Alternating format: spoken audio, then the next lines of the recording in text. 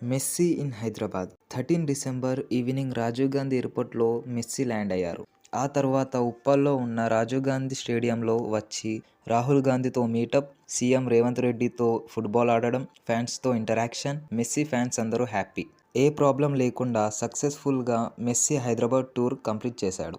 కానీ కోల్కతా స్టేడియంలో మొత్తం రివర్స్ అయింది. బికాజ్ అక్కడున్న ఫ్యాన్స్ 5,000 రూపీస్ నుంచి 10,000 రూపీస్ వరకు ఖర్చు పెట్టి టికెట్ కొన్నారు. కానీ మెస్సీ చుట్టూ అఫీషియల్స్, పొలిటీషియన్స్, సెక్యూరిటీస్ ఉండడం వల్ల ఫ్యాన్స్కి మెస్సీతో ఇంటరాక్షన్ అవ్వడం కుదరలేదు.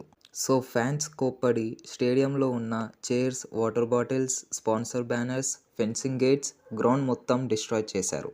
1 అవర్ వరకు కోల్కతా స్టేడియంలో ఉండాల్సిన మెస్సీ ఈ ర్యాంపేజ్ వల్ల 30 మినిట్స్ కూడా ఉండలేక వెళ్ళిపోయాడు. దీనికి కోల్కతా పోలీస్ మేనేజ్ చేయలేకపోయారు. హైదరాబాద్ ఫ్యాన్స్కి, మేనేజ్మెంట్, పేషెంట్స్కి సెల్యూట్ చెప్పుకోవాలి. మెస్సీ ఇంకా ముంబై, న్యూఢిల్లీ కూడా విజిట్ చేస్తారు.